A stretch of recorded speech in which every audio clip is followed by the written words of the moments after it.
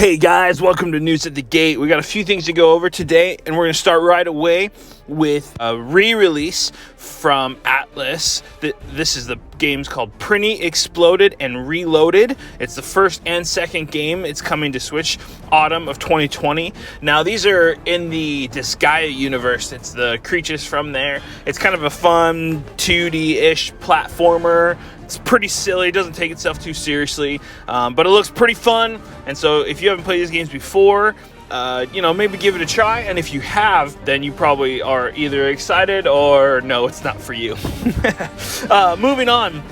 Horizon Zero Dawn has confirmed today that it is going to PC. Some PlayStation fans are really upset about this. I don't see the reason. I think it's important for the game to get in as many hands as possible. This is good for PlayStation fans. You know why? Because this increases the chance that when Horizon Zero Dawn 2 comes out on the PS5, that PC players might well decide to buy one so they can play the game. Okay, Horizon Zero Dawn is a great game, and it's important that we get people to play it. And so this is a good thing. This is a good thing. So HCD goes to PC this summer. Call of Duty Warzone is out today on March 10th. And that is the Call of Duty Battle Royale. It's free to play. Now, the important thing to know about this is that if you have an Xbox, you still have to have Xbox Gold. You have to pay for the online. If you have PlayStation, you don't. You don't have to be PS Plus. You can just play it. So that's kind of an interesting note, something to think about, and recognize that for whatever reason, PlayStation allows you to play these games like this or Fortnite without having the online paid for subscription, but Xbox so far does not. You have to pay for the gold. All right, next up, we finally got a release date for Ghost of Tsushima, and it is way sooner than anybody thought. It is coming out June 26th. PlayStation has stacked their lineup in the beginning of this year. They are going into the PlayStation 5 with a bang. We all thought, as most consoles have done, they kind of let it die out before they get to the next generation, but PlayStation is not doing that.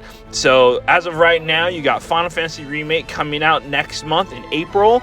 We got RE3 Remake comes out next month as well. You have Last of Us 2 in May, and you got Ghost of Tsushima in June. So pretty good for PlayStation fans. All right, next up, we got this interesting news today. The EA, their exclusive rights over the NFL is done. Well, kind of. But in 2021, so not this year, but next year, 2K plans to release the arcade football. Think like old school Blitz or something. So that's pretty cool. Madden is a fun series, and if you're into football, you get that, and it's big every year. But having competition is always good. It's always good for us as a consumer to have competition from companies, because that leads to better games, better prices, better practices, all of that kind of thing. So that is good news. Now we got a couple of bigger topics to go over. The first one is that Xbox has announced a live stream next week that's going to talk about the Series X. It's going to talk about xCloud, their streaming service. Okay, the Xbox has this lineup for next week. Now, Xbox has already released a good chunk of their specs for the Series X. So what exactly this is going to be, I'm not sure. But we want to see, because it could be more information about maybe their sound card. It could be more information about the other features. I don't think they're going to go more into detail about the 12 teraflops. They've already talked about that.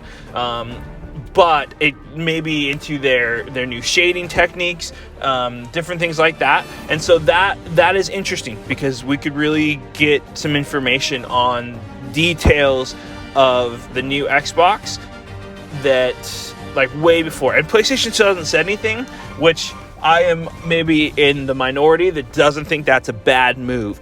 I do not think PlayStation is out there keeping shut up because they are worried that, they need Xbox to come out first so they can match price or something like that. I really don't think that's the case. But I do think that they are holding things close to the chest. I think that's very deliberate, and a lot of people don't think that, and that's okay. We could disagree, but the way PlayStation has done things is they kind of did a little bit of, a little Wired article, another little Wired article, and they kind of let out a little bit of specs, but not too much.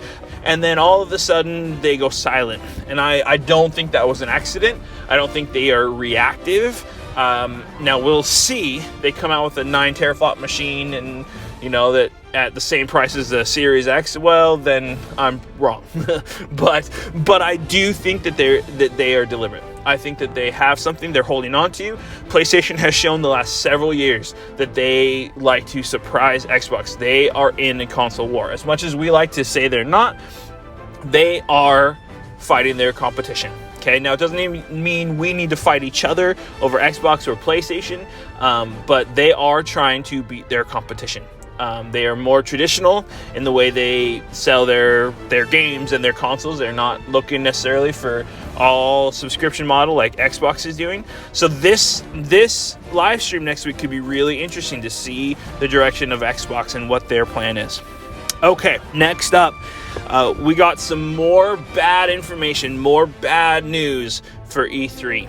I Am 8-Bit, who was acting as the creative director, at least as far as the way E3 is going to be set up, has resigned. And if you read his tweet here, he is not happy. It does not seem like this was an amicable parting. This is someone who's upset with the way things are ran.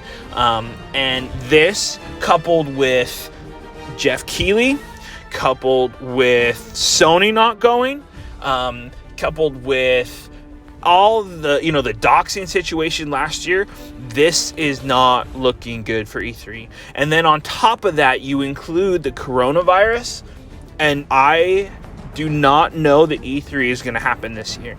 And if it doesn't, I don't know that it will continue after this. When companies realize they do not have to pay millions of dollars for a booth at E3, and they can simply live stream it and get the similar audience, E3 is not going to come back. People will not pay that kind of money when they can do it themselves for virtually nothing. Even for small indie developers where something like E3 is really important, they could start reaching out and touch base with Sony or Microsoft or Nintendo and piggyback onto their live streams, the PlayStation State of Play or Nintendo Direct or Inside Xbox. They could really easily do that. Now, I guess easily is maybe the wrong word. I'm not a developer. I don't know how hard it is to get in touch with them. But nowadays it seems like it is easier and easier and more of a possibility. And if you have to, you go to Twitter, you put it out to, YouTubers, whatever, and you get the word out. You don't need to pay all that money for E3. Now, there are people where it really matters. Someone like Limited Run Games who relies on these things for GDC and E3 and stuff to contact and sit behind closed doors with companies. I totally understand that this could be tough for them. And so it's not that this isn't an impact to anybody. There is reasons for this. And as a consumer, E3 is awesome, right? Everything all at once, all in one basket is nice and fun and enjoyable. But if they do not change format, they will not last. It will not continue to exist. And so this is something we're going to want to watch closely, because how they continue, how this is going to work will be very interesting for us, especially as consumers. I am concerned for E3. I do not want it to necessarily end, but it does need to change. It needs to adapt to the new culture. And if it does not, it will be done for good. All right, finally, last story. We have Reggie Fils-Aime, the former CEO, head of Nintendo America, has now joined GameStop on their board of directors. This is big news. It's big news, okay? Now, Reggie's not the only one. They also have a former CEO of Walmart and a former CEO of PetSmart. So they got a couple of big names. This is fairly normal that they do. The board switches out. You got some people that do it for a few years, they leave, you get new people in. This is normal. It's part of business of a public traded company. This happens. But Reggie is an important step. Why? Because they finally have someone who knows games.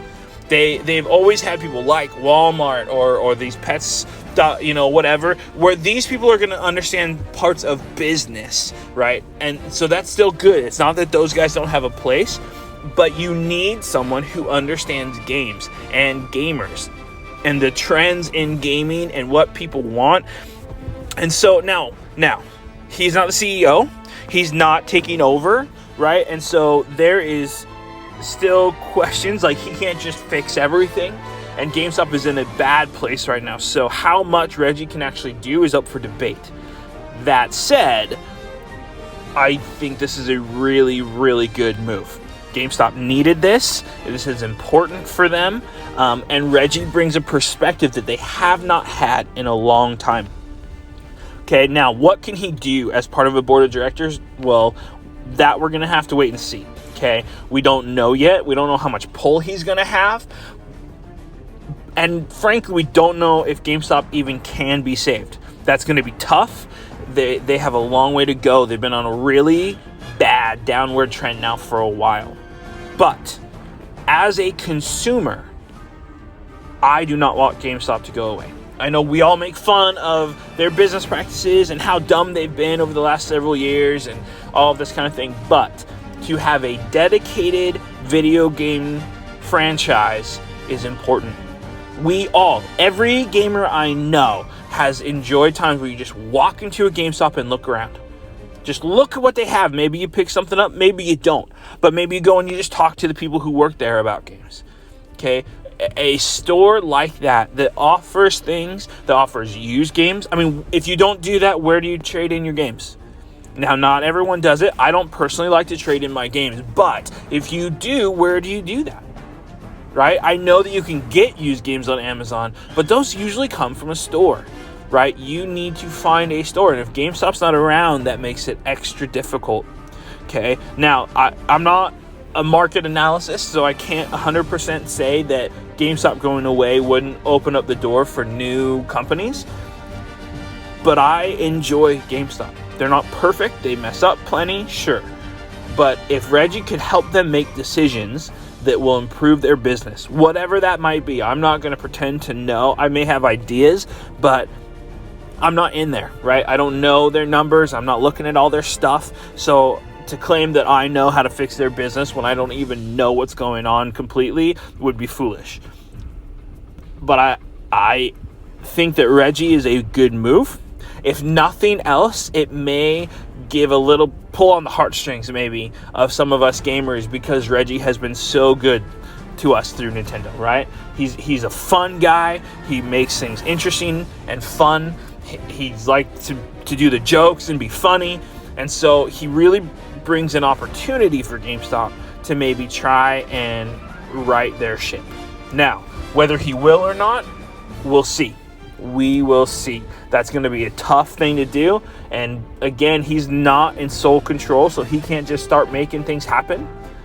But he might be able to offer advice and direction where they are desperate for it. So we'll find out. We'll see together, and we'll go from there. But that's what I got for you today. Thanks for watching.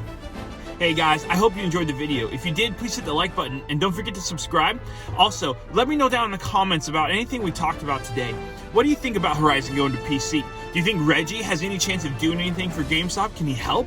Or what about E3? Maybe you have a different take on it. Let me know down in the comments. Thanks for watching.